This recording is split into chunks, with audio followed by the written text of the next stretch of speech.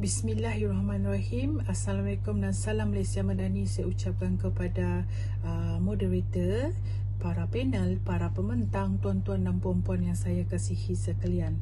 Saya Camelia binti Osman merupakan pelajar di Fakulti Sains Kognitif dan Pembangunan Manusia Universiti Malaysia Sarawak. Pada hari ini saya akan membentangkan tajuk kajian iaitu membentangkan kajian yang bertajuk Hubungan Kepimpinan Instruksional Guru Besar dengan Komitmen Organisasi Guru di Sarawak. Kajian tentang komitmen organisasi sering menjadi perhatian oleh para pengkaji. Ini kerana komitmen dilihat sebagai satu komponen spesifik dalam proses pengurusan sumber manusia dan merupakan satu kriteria penilaian dalam menentukan keberkesanan pengurusan sumber manusia sesebuah organisasi menurut Ellis et al. 1996. Kajian semakin meningkat dalam pelbagai disiplin sejak soal selidik komitmen organisasi yang dibangunkan oleh Mode et al. Pada tahun 1970.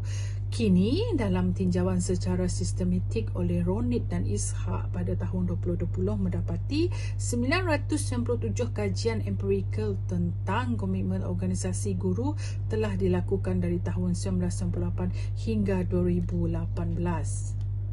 Berdasarkan analisis bibliometrik yang dihasilkan melalui database Scopus, didapati terdapat 3,028 jumlah penerbitan dari tahun 1964 hingga 2022.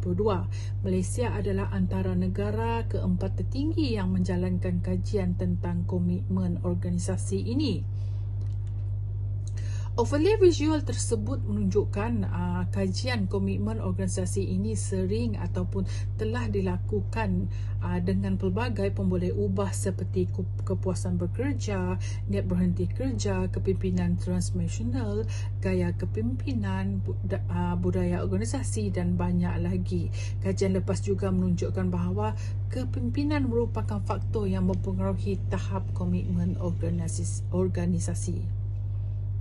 Pendidikan di Malaysia, trend globalisasi IR 4.0, pembelajaran abad ke-21 telah menjadikan dunia mengajar menjadi kompleks. Selari dengan tuntutan semasa, guru perlu kekal berdedikasi untuk melaksanakan perubahan yang menyokong dasar-dasar baharu dan reformasi dalam sistem pendidikan.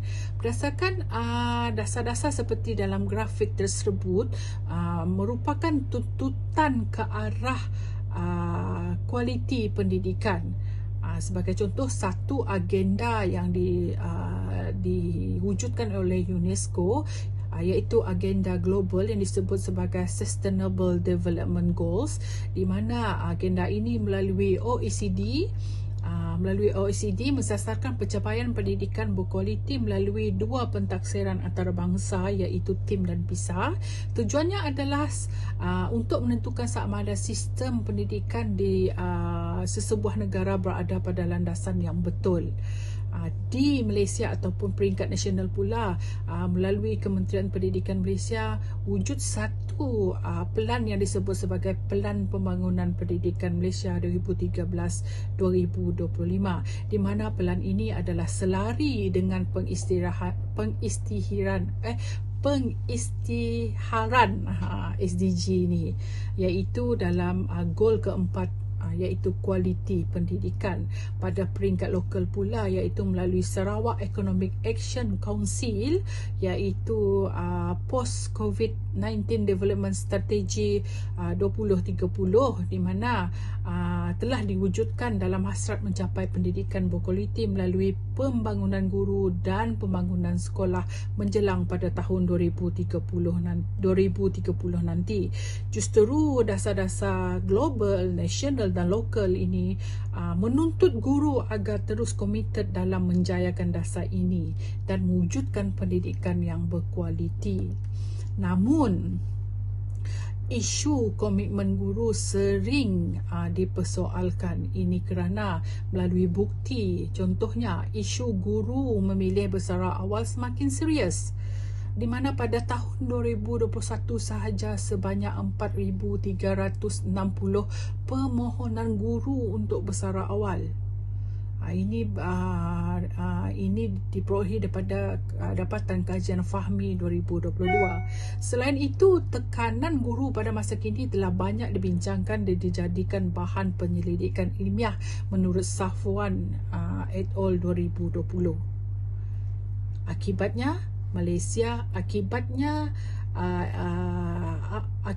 isu komitmen guru ini kian dipersoalkan adalah Malaysia masih berada di bawah paras minimum dalam pentaksiran antarabangsa seperti PISA dan TIMSS.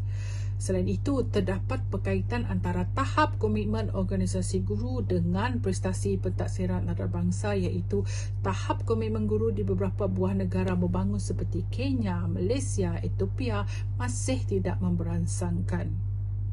Apakah puncak atau faktor isu komitmen guru ini sering dipersoalkan ataupun komitmen guru ini sering didapati rendah?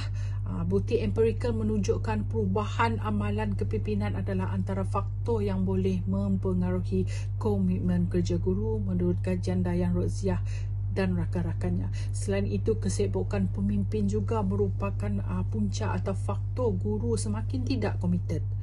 Jadi masalahnya justru itu, isu komitmen guru perlu diberi perhatian dan dirungkai. Dalam konsep Malaysia, gaya kepimpinan instruksional dilihat sebagai gaya kepimpinan yang mampu meningkatkan prestasi sekolah kerana apa sahaja tindakan dan perubatan pengetua ataupun guru besar mempengaruhi guru dan seterusnya meningkatkan prestasi pembelajaran murid.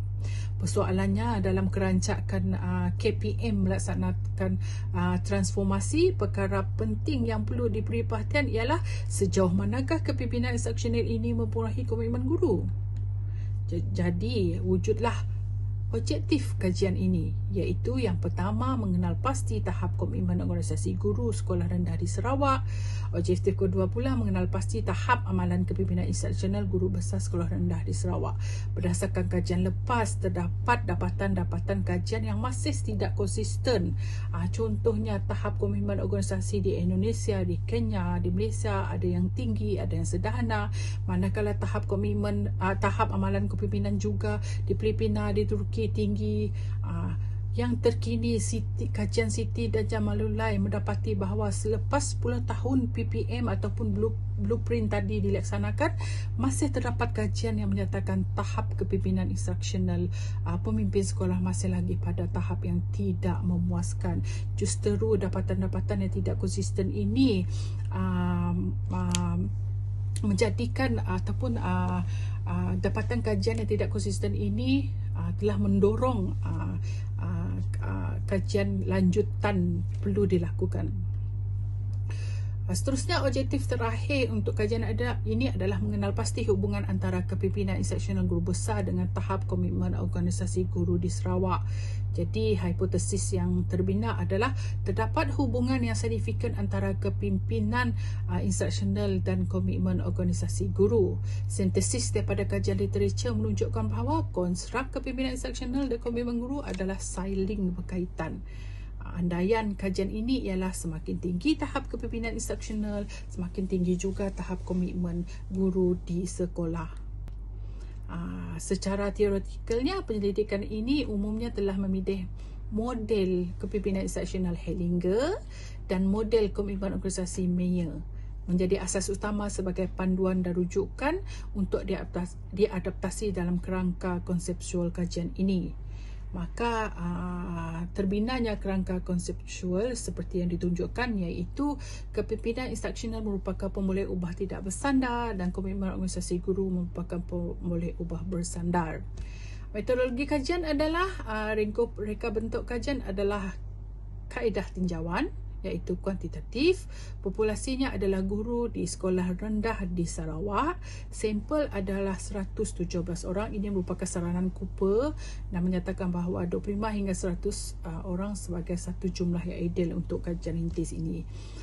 Justru seterusnya instrumen kajian diambil daripada Philip Hellinger dan Mayer dan Allen. Prosedur pengurusan data melalui Google Form, permohonan daripada daripada bahagian perancangan dan penyelidikan, Jabatan Pendidikan, PPD dan sekolah pentadbir semua telah dijalankan dan diluluskan. Jadi teknik pemeriksaan data menggunakan SPSS versi 29 dan data dianalisis secara deskriptif dan inferensi.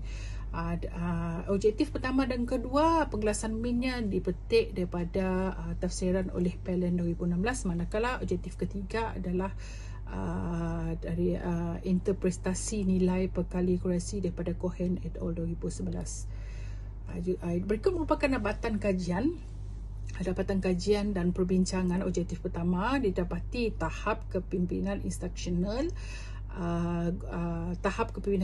guru besar di Sekolah Rendah Sarawak adalah tinggi.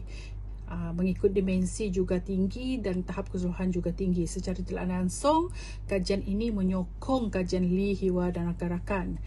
Selain itu, kajian ini seiring dengan transformasi yang dijalankan oleh KPM melalui PPM 2013-2025 dalam anjakan kelima, iaitu memastikan kepimpinan berprestasi tinggi ditempatkan di setiap sekolah.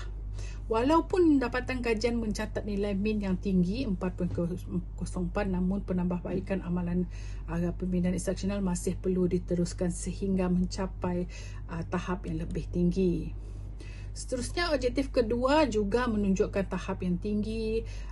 Maksudnya guru-guru di sekolah di Sarawak mempunyai tahap komitmen organisasi yang tinggi. Daripada ini selari dengan kajian Lee Hiwan dan menunjukkan juga bahawa peningkatan komitmen guru amat perlu diambil perhatian agar tahap profesional guru dan usaha penambahbaikan sistem pendidikan tidak terjejas.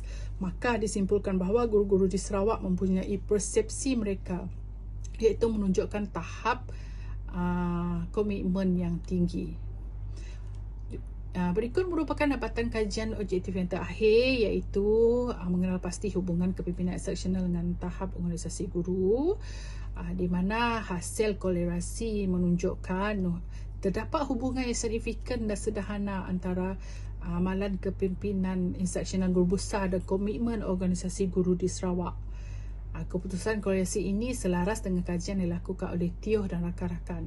Dapatan kajian mereka telah membuktikan bahawa dimensi-dimensi kepimpinan instruksional sangat memberi kesan yang signifikan terhadap tahap komitmen organisasi guru. Berikut merupakan cadangan dan implikasi kajian. Cadangan pertama adalah mempentingkan lagi fokus kajian tentang kepimpinan instruksional dan komitmen guru. Yang kedua, menggabungkan kajian tahap kepimpinan instruksional dan tahap komitmen guru di sekolah rendah dan sekolah menengah. Dengan itu, perbezaan dan perbandingan tahap dimensi kepimpinan instruksional dan komitmen organisasi guru dapat dibincangkan. Dicadangkan juga agar kajian lanjutan menggunakan kaedah mixed method dan dilanjutkan ke negeri-negeri lain di Malaysia. Selain itu, penambahbaikan amalan pimpinan instruksional masih perlu diteruskan sehingga mencapai tahap yang lebih tinggi sekaligus akan meningkatkan tahap komitmen organisasi. Secara rumusannya, penemuan kajian ini menjelaskan dengan kukuh bahawa elemen paling terpenting yang menjadi penentu kepada kejayaan pemimpin sekolah sebagai pemimpin yang kompeten ialah melalui amalan kepimpinan instruksional. Dengan itu, penguasaan dalam amalan kepimpinan instruksional perlu dikuasai oleh pemimpin sekolah agar dapat meningkatkan komitmen organisasi guru sekaligus dapat meningkatkan akademik pelajar. Sekian, terima kasih.